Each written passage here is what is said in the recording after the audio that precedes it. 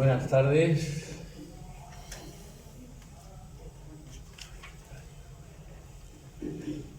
Buenas tardes. En el marco de las Jornadas de Medicina Lanzarote 2024, vamos a proceder al solemne acto de toma de posesión como académico correspondiente en Bilbao del doctor José Luis González de Rivera Revuelta. En breve síntesis, como ya saben todos ustedes, es el doctor en medicina, catedrático de psiquiatría y psicología médica, es académico correspondiente de la Real Academia de Medicina de Canarias.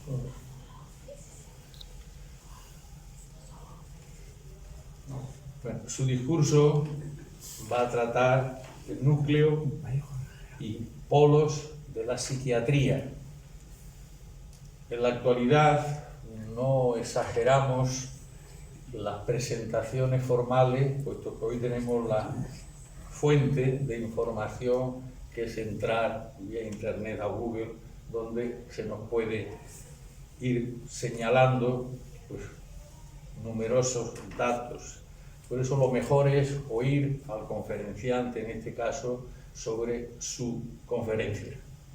Somos todo oído. Sé bienvenido a Lanzarote, a la Academia de Ciencias, Ingeniería y Humanidades de Lanzarote, y aquí en nuestra sede lanzaroteña, en Arrecife, pues tendrá lugar este acto solemne de toma de posesión como académico correspondiente. Tienen la palabra. Muchas gracias por la presentación y ante todo, muchísimas gracias a los señores y señoras académicas y académicos por su indudablemente acertado criterio al elegirme académico correspondiente. No seré yo quien se atreva a dudar de su competencia. Lo que sí que puedo asegurar es que laboraré a partir de este momento con esfuerzo para sentirme en mi corazón digno de este aprecio. Mi agradecimiento también al doctor González de Posada, cuyos inabarcables méritos son bien conocidos de todos, y no me explayaré sobre ellos, pero hay uno que sí que quiero mencionar porque me parece más importante que todos los demás.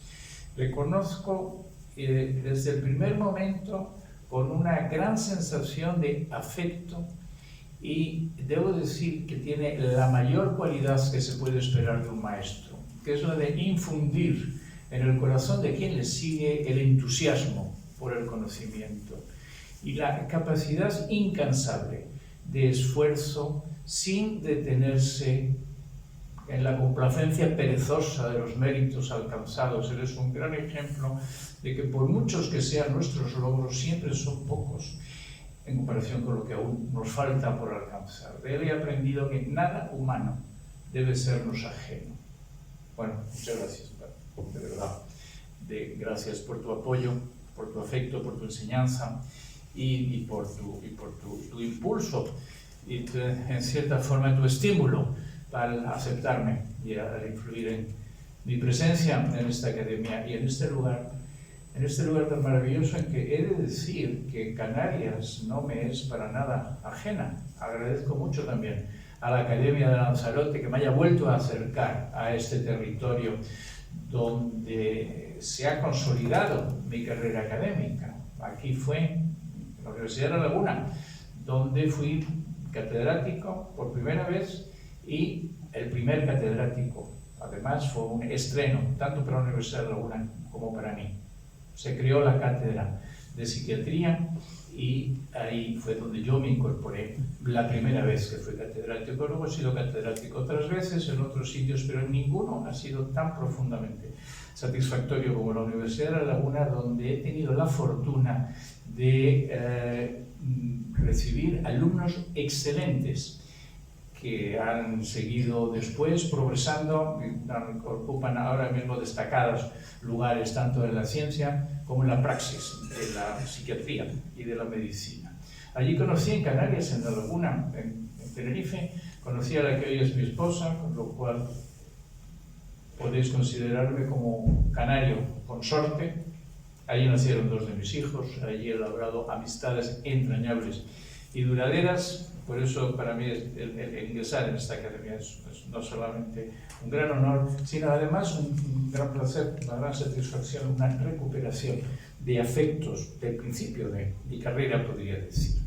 Voy a hablar, claro, esto es una sesión que está dedicada a la medicina, y la medicina es la más científica de las humanidades y la más humana de las ciencias, bonita definición, que se atribuye a José de Letamendi, un médico importante de finales del siglo XIX, principios del XX,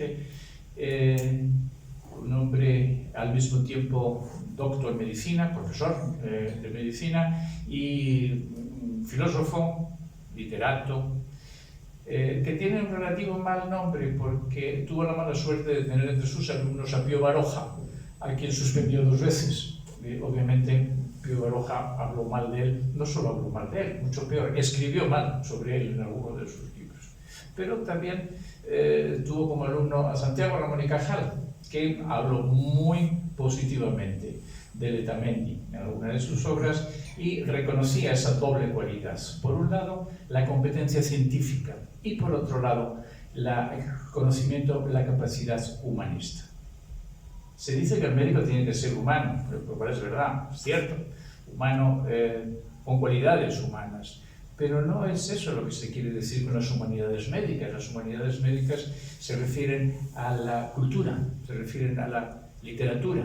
El médico debe conocer la literatura, los artes, disciplinas, la filosofía, la historia, lo que se ha llamado las ciencias humanas. Por eso se habla de humanismo, porque es el conocimiento de las ciencias humanas. ¿Por qué ha de ser esto?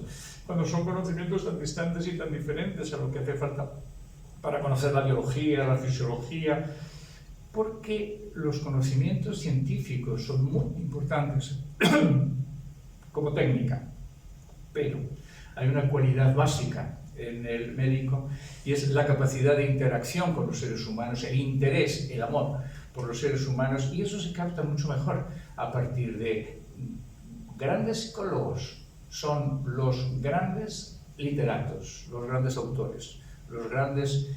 yo recuerdo un libro que me impresionó cuando era niño y era de Maxence van der Merwe, Cuerpos y almas, seguramente que les suena, y yo creo que ahí empezó a arrancar mi vocación en la literatura.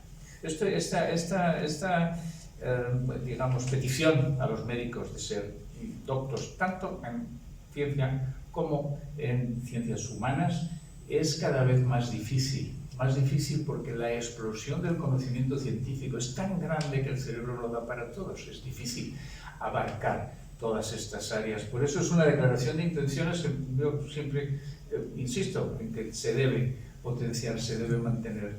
Y no es difícil porque la gran cualidad, si pensamos los avances de la medicina de hoy y nos damos cuenta de cómo debía ser la medicina hace siglos, cómo debía ser la medicina al principio de los tiempos. Ciertamente los médicos, los buenos médicos, los médicos clásicos, lo tenemos en los escritos de Paracelso, lo tenemos en los escritos de Hipócrates, lo tenemos en los escritos de Maimónides, grandes médicos antiguos, muy conocidos y muy reverenciados. Todos estaban de acuerdo en lo mismo. La mayor herramienta del médico es el amor a la vida, para empezar. El amor a los seres humanos, porque uno puede amar a la vida, a los pájaros y a las plantas y ser un gran naturalista, un gran biólogo, pero hace falta un segundo amor, que es el amor a los seres humanos, el amor a la vida encarnada en seres conscientes, en seres racionales, en seres complicados. Y tercer lugar, el amor a su ciencia, a su arte, a su compromiso con la curación. Ese es el triple amor del médico. A la vida, a las personas y a su arte, a su ciencia, a su práctica. La psiquiatría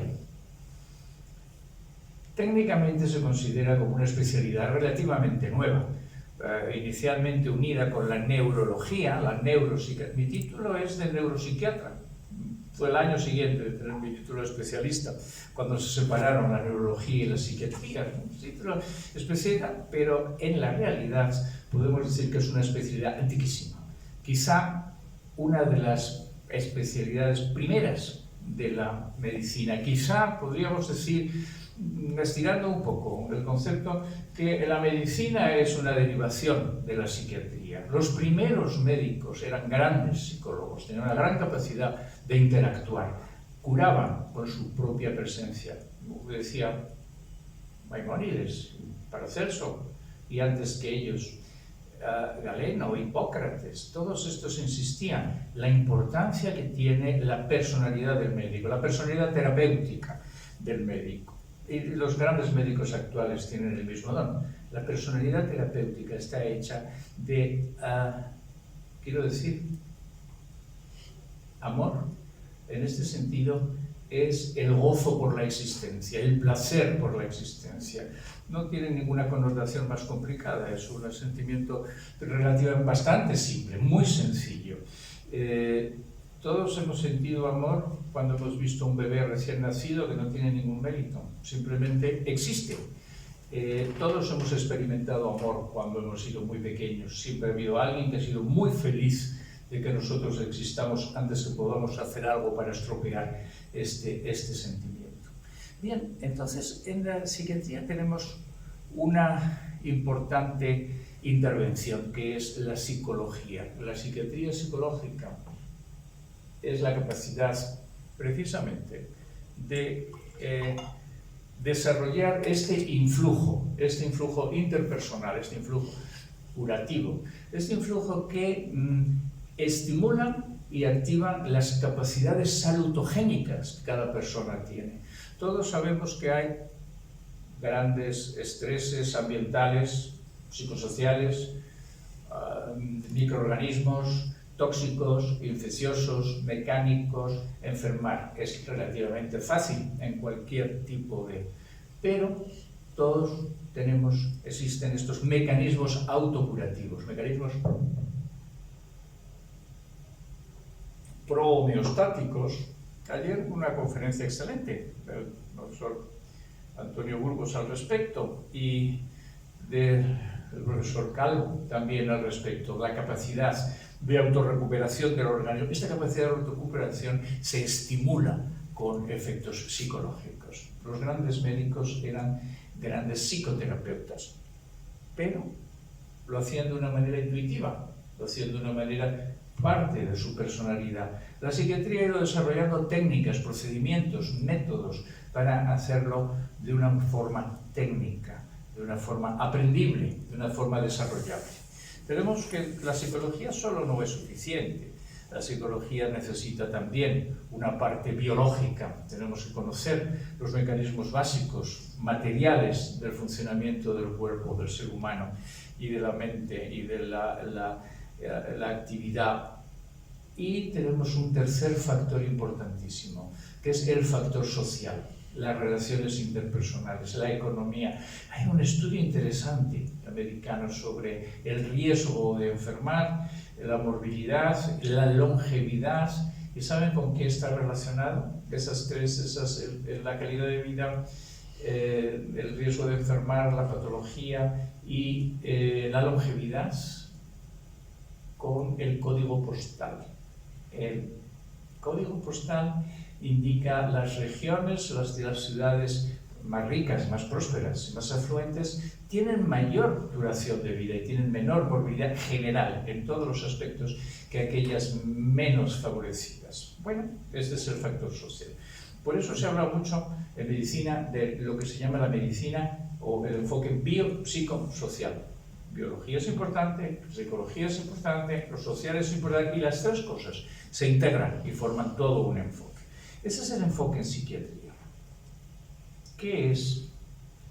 Diré, la psiquiatría, perdónenme por poner el manual de psiquiatría con el que yo empecé mi docencia, podemos decir, el más oficial, un libro de texto en la Universidad de La Laguna durante algunos años y en algunos tiempos, hace tiempo ya. Este libro de texto indica una forma de ver la psiquiatría que es muy amplia. Primero tenemos que estudiar los fundamentos de la psiquiatría, fundamentos genéticos, tiene fundamentos históricos. Es un libro compuesto por varios autores que dirigí con Antonio Vela y con José Arana, y Diego Gracia escribió la historia de la psiquiatría, fundamental. Otros grandes médicos que posteriormente fueron académicos en la Real Academia Nacional de Medicina colaboraron en este libro, y también tuvimos otra enorme sección de psicopatología. Psicopatología es el estudio de las alteraciones de las funciones psíquicas, y otra gran sección sobre lo que son los tratamientos psiquiátricos que son biológicos.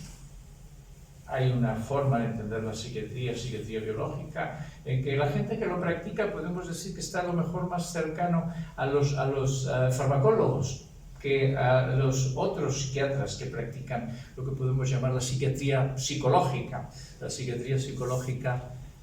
¿se ve el puntero? Sí. La psiquiatría... No se ve. Se ve en mi pantalla, pero no se ve.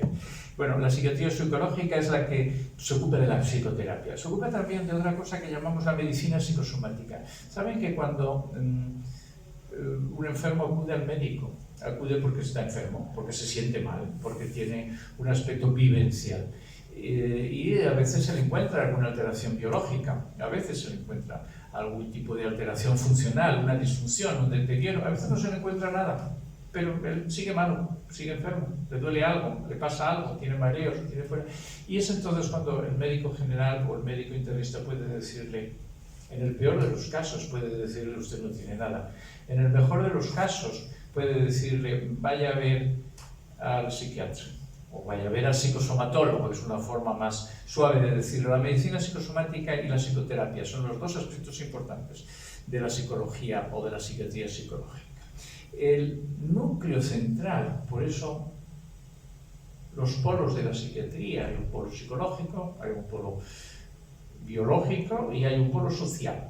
Hablaré de ellos luego, pero quiero hablar primero de lo que llamo el núcleo de la psiquiatría. El núcleo de la psiquiatría es la psicopatología. La psicopatología, bueno, se puede decir, es una definición muy sencilla, solamente hay que saber un poquito de griego, es el estudio de las alteraciones psíquicas, está bien, pero ¿qué son las alteraciones? ¿Qué es la psique? Hablamos de psique, una palabra griega que quiere decir alma. Si queremos prescindir de las connotaciones teológicas y filosóficas y parecer más científico, lo llamamos mente, es muy difícil saber qué es la mente. Bueno, todo el mundo sabe que tiene una mente, todo el mundo sabe, tenemos una experiencia muy personal, muy subjetiva, una experiencia muy difícil de transmitir a los demás. Es muy difícil saber cómo funciona la mente de otra persona. Incluso no es fácil saber cómo funciona la propia mente. Hace falta dedicación, estudio, práctica para entenderse uno a sí mismo. ¿Cómo sabemos el funcionamiento de la mente humana? No lo podemos saber. Nada más que a través de sus manifestaciones. Eso sí, vemos cómo la gente funciona, vemos cómo las personas se comportan, hay un comportamiento general. Y segundo, hay una expresión. Podemos comunicar verbalmente nuestros sentimientos, nuestras ideas, nuestras intenciones, nuestras emociones, lo podemos comunicar, podemos percibirlas en nosotros mismos y contárselas a alguien. Entonces, eso es la forma de percibir las funciones psíquicas, podríamos decir normales, y la psicopatología. Las alteraciones psicopatológicas son totalmente subjetivas y, por lo tanto, si queremos ser muy científicos, inaccesibles al estudio científico que ha de ser objetivo. Tenemos entonces un truco, que es la objetivación de lo subjetivo. Y hablaré de eso antes. Podemos estudiar las funciones psíquicas directamente. Hay un test, este es un test de memoria por ordenador. A través de un procedimiento informático podemos ver cómo funciona la memoria y podemos distinguir. Este es un test que desarrollé hace años cuando estaba en Canadá y permite distinguir y diferenciar lo que es las alteraciones cognitivas las disfunciones de memoria, alteraciones de la memoria relacionadas con lesiones estructurales, relacionadas con demencias más o menos incipientes, y aquellas que están relacionadas con alteraciones depresivas. Tenemos todo un grupo de enfermedades cognitivas que podemos llamar criptodemencias, ¿no? Tenemos otras que son pseudodemencias, demencias depresivas muy parecidas en la clínica y con un procedimiento en que mide los distintos parámetros, el tiempo de reacción y el funcionamiento de la memoria. Podemos medir directamente la psicopatología, sí, más o menos, pero en general no. En general tenemos que proceder al truco que hemos llamado objetivación de lo subjetivo. Podemos preguntar a una persona, dice, ¿está usted triste? Dice, sí. Bueno, vamos, mucho. Vamos a hacer una cosa, vamos a objetivar. Si no está nada triste, póngame un 0 en un cuestionario. Si está un poquito triste, póngame un 1, 2, un poquito más, si hasta 5, ya una cosa que no se puede aguantar de lo tristísimo que está. Es un truco increíble. Hemos pasado de repente de lo que es una cosa interactiva, me estamos hablando y usted me cuenta cómo se siente, yo le entiendo y comparto su sentimiento, a un procedimiento que parece científico. Estamos elaborando cuestionarios en los cuales medimos objetivamente el funcionamiento mental, la sintomatología. Bueno, es cierto, esto funciona así, nos sirve. Y cuando la psicopatología se expresa en la clínica, la psicopatología clínica, esto es los signos y síntomas. Signos son manifestaciones observables, visibles, los puedo ver los signos, puedo ver la cara de una persona, puedo ver el llanto en sus ojos, puedo ver lo lentamente que se mueven, sí, lo puedo ver, lo puedo percibir, esto es objetivo. Son signos. Y también tenemos los síntomas. Síntomas es lo que me cuentan, síntomas es lo que expresan, está hablando de cómo se siente. Y estos síntomas pueden ser aparentes, son obvios, o pueden ser ocultos, pueden necesitar una cierta exploración y una cierta investigación. Evidence, hay una traducción que me encanta del inglés. Cuando yo estaba en McMaster, la Universidad McMaster de Canadá, es famosa, entre otras cosas, porque en su facultad de medicina allí fue donde se originó lo que se llama la medicina basada en la evidencia. Nosotros, en español, hemos traducido medicina basada en la evidencia, ellos lo llaman evidence-based medicine. Pero hay un gran error en la traducción. Evidence, evidencia, en español es obvio. Si una cosa es evidente, no hace falta demostrarla ni investigarla, es obvio, está clarísimo. En inglés no significa eso. En inglés, evidence significa indicio, significa algo que hay que buscar, sospecha, parece que hay algo detrás de esta evidencia, es decir, de este indicio. Por eso, evidence-based medicine o evidence-based psiquiatría quiere decir psiquiatría basada en la investigación de lo que no es obvio. Eso es interesante.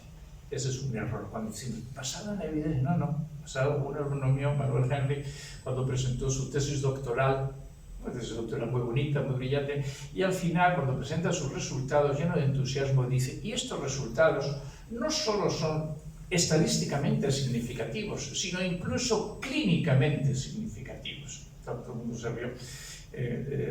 Pero tenía razón. Es obvio. Si algo es obvio y evidente, no hay que demostrar nada.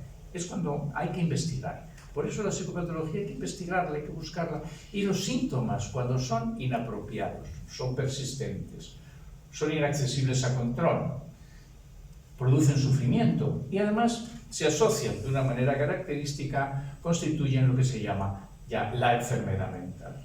Un grano no hace granero y un síntoma, una alteración psicopatológica casual, accesoria, tampoco es signo o índice de enfermedad. Tenemos varios criterios para definir la enfermedad mental. Un criterio, no es fácil saber qué es una enfermedad mental. No es tan fácil como saber qué es una enfermedad física, porque tenemos un criterio vivencial, que es el que a mí más me gusta. Decidimos que una persona tiene una enfermedad mental cuando él lo dice.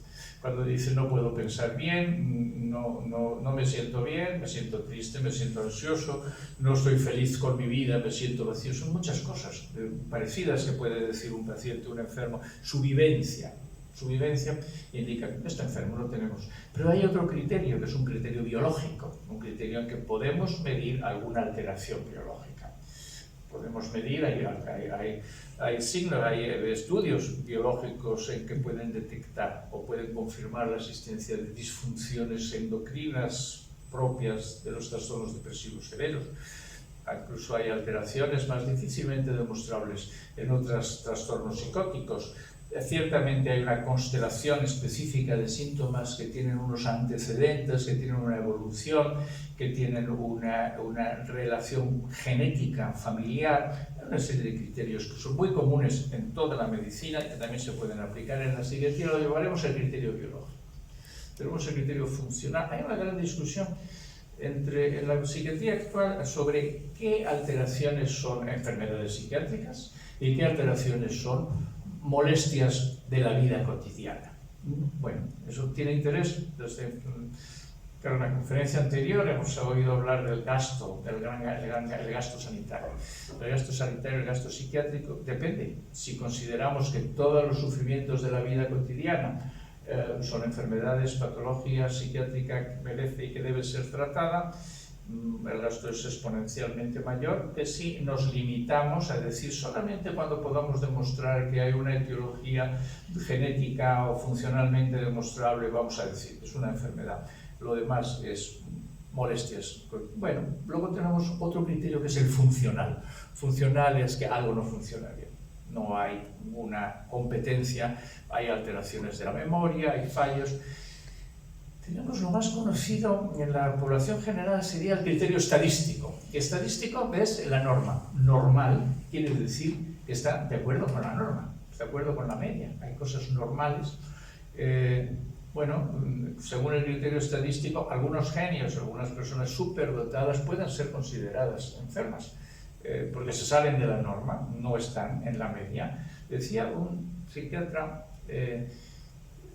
Juan Cuyaut, de Madrid, compañero, decía una expresión, decía que para triunfar en la vida y para ser feliz hay que ser un pizquitín más inteligente que la media. Si eres menos inteligente o eres mucho más inteligente, tienes dificultades, tienes problemas. No sé si es verdad o no, pero está bien dicho. Hay que estar en la media, esa es la norma. Y está el criterio social. El criterio social es lo que los demás piensan de una persona. Toda sociedad tiene sus normas, tiene sus formas de funcionar, tiene sus criterios, sus creencias. Y hay los anglosajones tienen 4 palabras para definir la enfermedad. Las 4 Ds, que son distrés, el sufrimiento, disfunción, algo no está funcionando bien, desviación, que es desviarse de la norma, un comportamiento muy distinto a los demás, y danger, peligro. Personas que parecen peligrosas, puede que no físicamente, pero parecen peligrosas porque sus creencias, sus actitudes, sus formas de actuar se diferencian tanto de las de los demás que inducen a temor. A temor, ponen en peligro a la sociedad.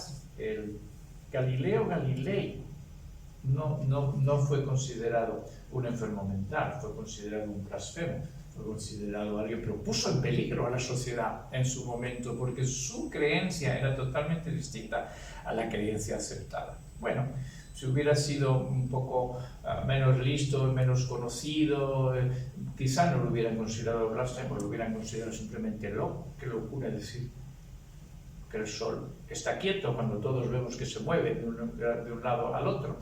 Ese es el criterio social. Hay un problema con la psiquiatría importante que no existe en las demás especialidades y es el concepto de que el criterio vivencial, el criterio biológico, el criterio funcional es fácilmente aceptable. Las personas que son diagnosticadas conforme a esos criterios suelen estar de acuerdo con el diagnóstico, les parece que lo que necesitan es un tratamiento médico.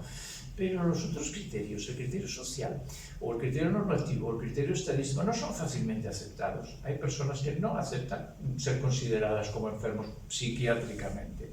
Y se establece un dilema ético que difícilmente existe en otras especialidades. Y es que es necesario tratar a una persona que no quiere ser tratada. Podemos convencer a alguien que está enfermo cuando él dice que no lo está. Es un dilema ético. Existe toda una rama de la psiquiatría. La psiquiatría forense se ocupa precisamente de este problema. Hay peritos forenses en todas las especialidades pero ninguna tiene una importancia ética y social, y jurídica, tan grande como en la psiquiatría. Criterio social. Afortunadamente, para mí, yo me manejo sobre todo con el criterio vivencial, biológico y funcional. Pero ¿por qué viene la psicopatología? Vamos a pensar un momento, ¿cómo puede ser la mente y el cuerpo?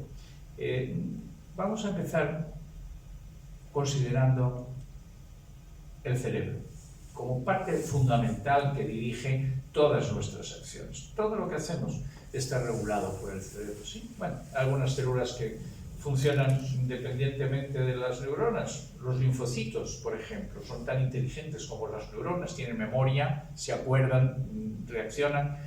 Básicamente, tenemos que limitarnos a considerar el cerebro tiene que funcionar, tiene que estar bien hecho, tenemos una causa de psicopatología que podemos llamar estructural. La estructura del cerebro tiene algún fallo macroscópico, como puede ser una lesión traumática, puede producirla, o una lesión degenerativa, o una lesión genética en la que no se acaba de formar bien todas las lesiones, partes del cerebro.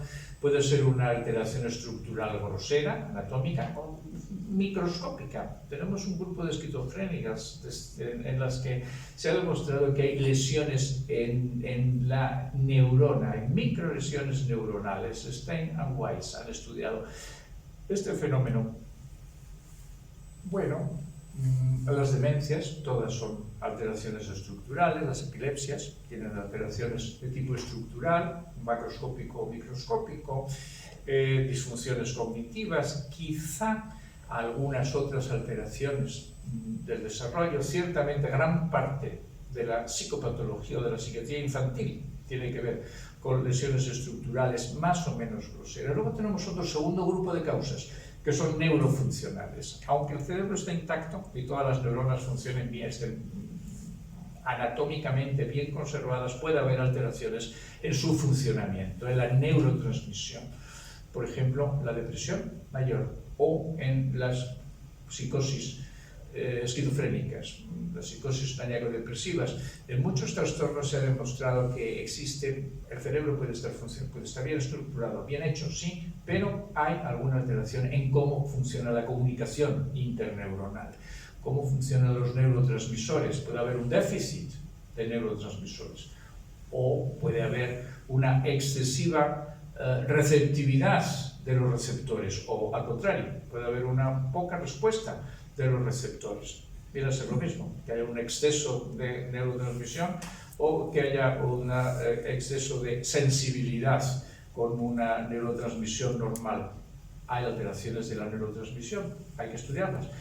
Alteraciones de Kindling. Kindling, en español lo llamaríamos autoignición, un término muy bonito tomado de las fogatas inglesas, tomado de kindling, quiere decir kindle. Un kindle es una astilla.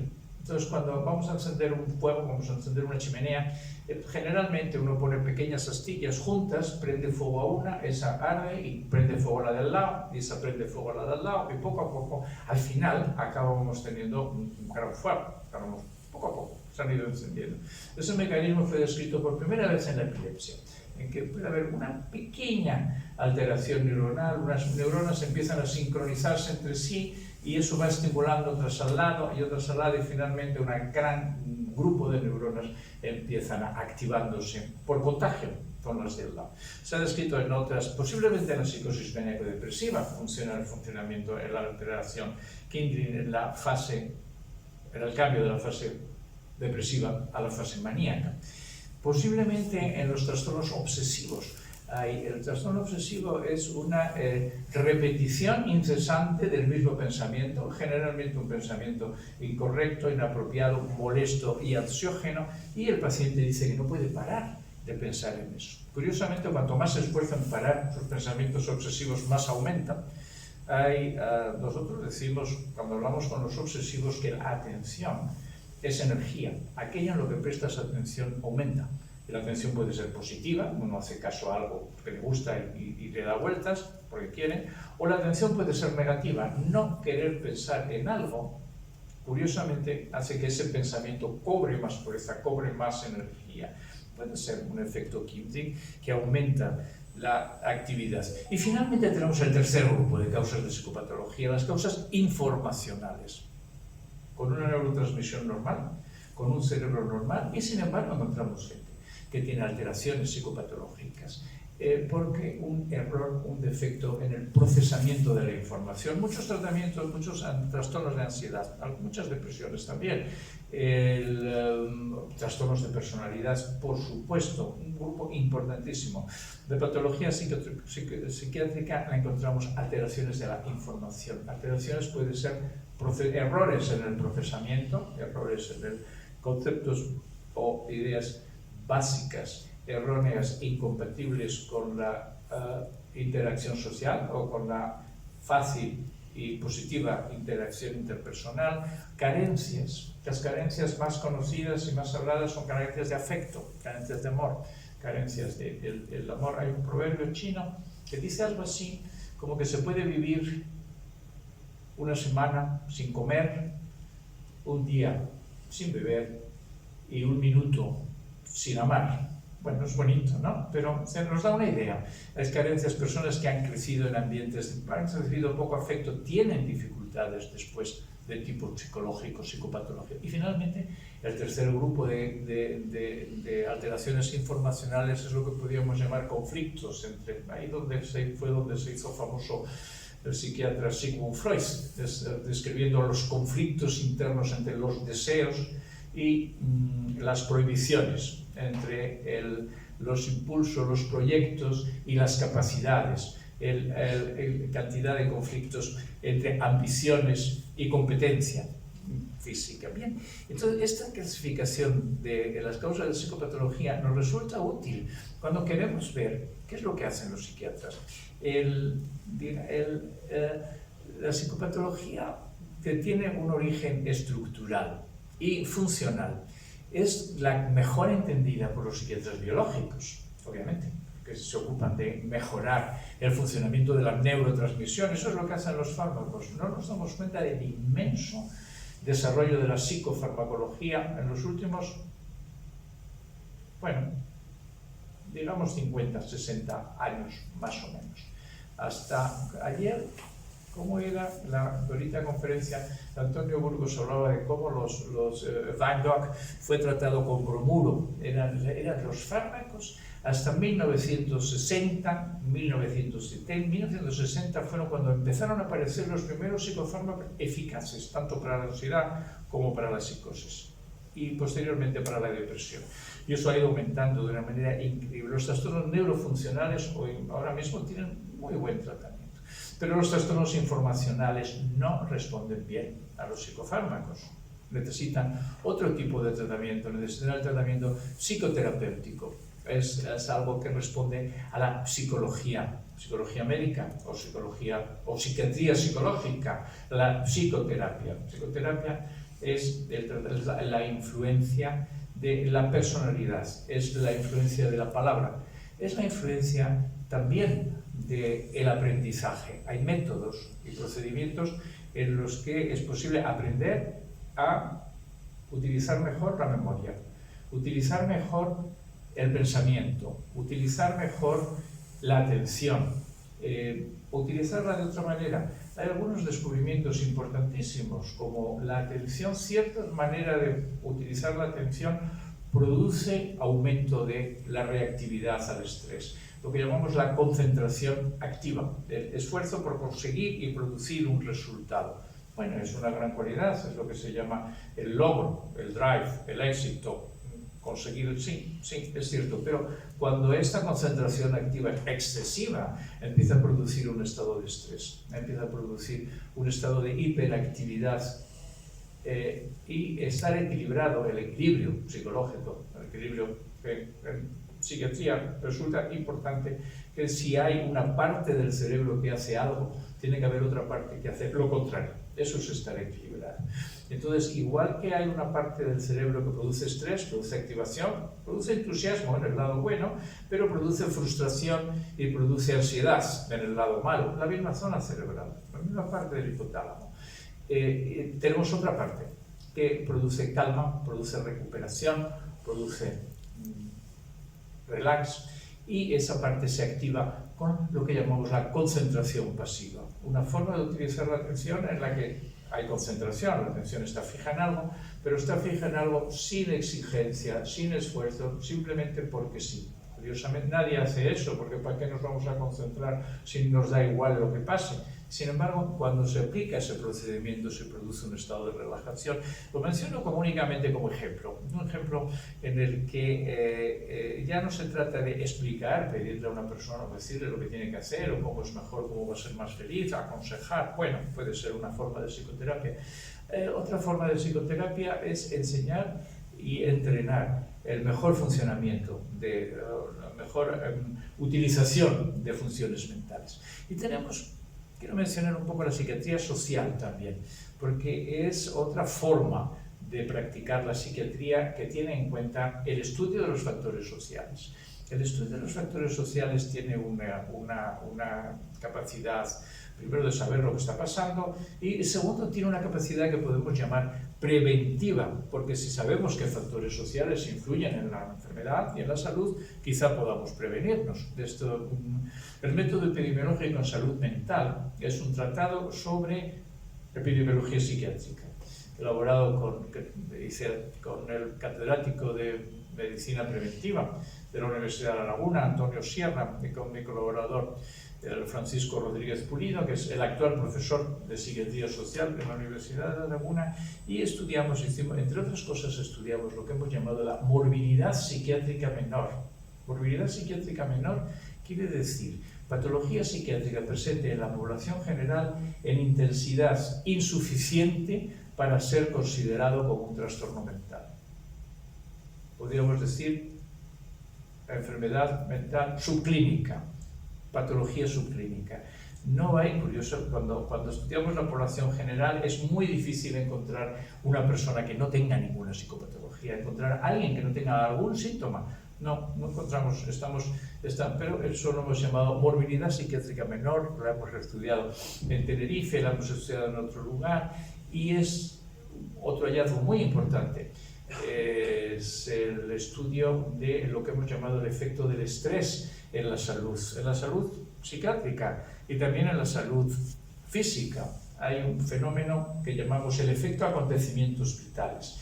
Aquellas personas que tienen un mayor cúmulo de acontecimientos vitales, le pasa mal. Lo muy antiguo es sabido que las grandes catástrofes y que el estrés y que el estar en peligro de muerte puede condicionar la salud, sí, pero lo que era poco sabido era que pequeños acontecimientos que se van sumando, cambiarse de residencia, cambiar de trabajo, casarse, divorciarse, que a uno le pongan multas y que tenga, todos esos acontecimientos vitales van sumando, y el efecto acontecimientos vitales quiere decir que cuando se tiene una alta puntuación en cambios en la vida, estos cambios favorecen o facilitan el que aparezca una patología, no solo psiquiátrica, sino incluso también médica, lo cual nos acerca de nuevo al gran campo de la medicina psicosomática. Un hallazgo interesante es que obviamente no todo el mundo es igual. Hay personas que son bastante invulnerables o bastante resistentes, bastante resilientes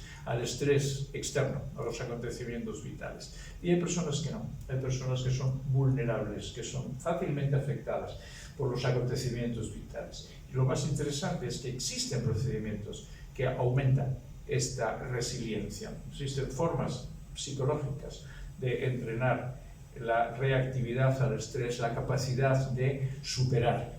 También existen formas farmacológicas. Algunos de los nuevos antidepresivos, llamados inhibidores selectivos de la recaptación de serotonina, aumentan la resistencia al estrés, disminuyen el riesgo de enfermar en situaciones de estrés, pero también existen métodos psicológicos. En fin, lo que es importante es el pensar en la psiquiatría y en los psiquiatras como médicos especialistas en las interacciones biopsicosociales. He dicho antes que podría haber psiquiatras biológicos, tan biológicos que se sienten más a gusto con un farmacólogo que con otro psiquiatra de otro polo. pero por muy interesados que estemos en uno de los polos de la psiquiatría, tenemos que estar al día, actualizados, interesados, con una mínima competencia en cualquiera de los otros polos, porque lo que cuenta en la especialidad de psiquiatría es la interacción biopsicosocial del funcionamiento humano normal y patológico. Y ante todo son médicos capaces de entender al ser humano directamente y tener lo que dije al principio, lo mismo que dijo Paracelso en Maimónides, el amor a la vida, amor al ser humano y amor a la propia capacidad, al propio arte, a la propia competencia, para ir cada vez aumentando el conocimiento y la habilidad en interferir con la enfermedad y en asegurar la salud. Muchísimas gracias. Me gusta.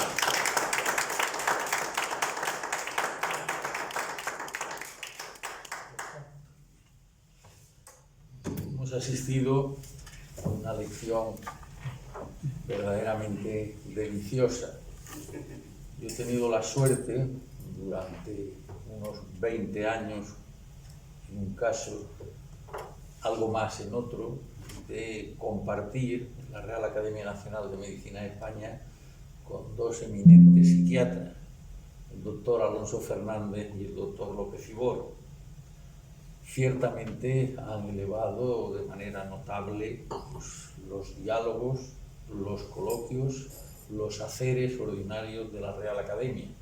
Y en concreto, pues, con uno de ellos pues, coincidí en la sección cuarta de la Real Academia Nacional de Medicina y con el otro pues recorrimos muchos lugares de España presentando sus diferentes obras y de manera muy especial las que tenían relación directa con la historia y con el Quijote de la Mancha y Cervantes, ¿no? Eran dos psiquiatras, si queremos decirlo así, humanistas, extraordinarios, con saberes, como nos ha dicho el doctor González de Rivera, pues saberes artísticos en un caso, saberes literarios en otro, saberes históricos en otro. Bien, pues la verdad que encontramos en ellos pues la confluencia de los tres saberes unido digamos, al conocimiento básico que era el de la profesión médica. Pues ahora hemos tenido la suerte, yo por lo menos he tenido la suerte de encontrarme con otro eminente psiquiatra, el doctor González de Rivera, que ciertamente no solo es un sabedor, como decimos ahora, pues de literatura, de historia, de arte, sino que es humanista, no solo sabe de, sino que lo es, como hemos podido observar en su magnífico discurso, ameno, intenso y en la profusión y en la centralidad de su saber psiquiátrico, ¿no? Que como él nos ha dicho también, pues puede ser lo más radical del conocimiento que acerca del ser humano puede tener un médico, en este caso el psiquiatra, y por otra parte, pues con el mayor número de dificultades posibles, ¿no? Creo que ingresa en la academia una eminente personalidad y que, como muy bien nos ha dicho, la vamos a explotar, ¿no? O lo vamos a utilizar en su condición de académico. Por otra parte, pues no solo trae toda su experiencia extraordinaria de haber sido el primer catedrático de psiquiatría de la Universidad de La Laguna, por tanto el primero, por la época, el primero en las Islas Canarias, sino que además a mí me ha traído el recuerdo, por su estancia y mucho incremento de su saber, en la McGill University de Canadá, allí en donde estuvo el más importante de mis maestros, el profesor Mario Bunge, que sin ninguna duda, pues con él, que empezó castellanizado como buen bonaerense, con Bunge, pero acabó como Bunger, por su apellido de origen alemán, pues ha sido sin ninguna duda el mayor filósofo de la física en concreto, de la ciencia y propiamente el filósofo más completo de finales del siglo XX hasta que, según yo, claro, como muchos de ustedes me han oído en alguna ocasión, pues ha sido sustituido por Penrose, el autor de las últimas grandes obras de matemáticas, física y filosofía sobre todo, ¿no? Bueno, pues te damos la enhorabuena y te vamos litúrgicamente a investir como académico correspondiente. Exit, y al salir, difúndela. Así va. Y nos damos el tradicional abrazo.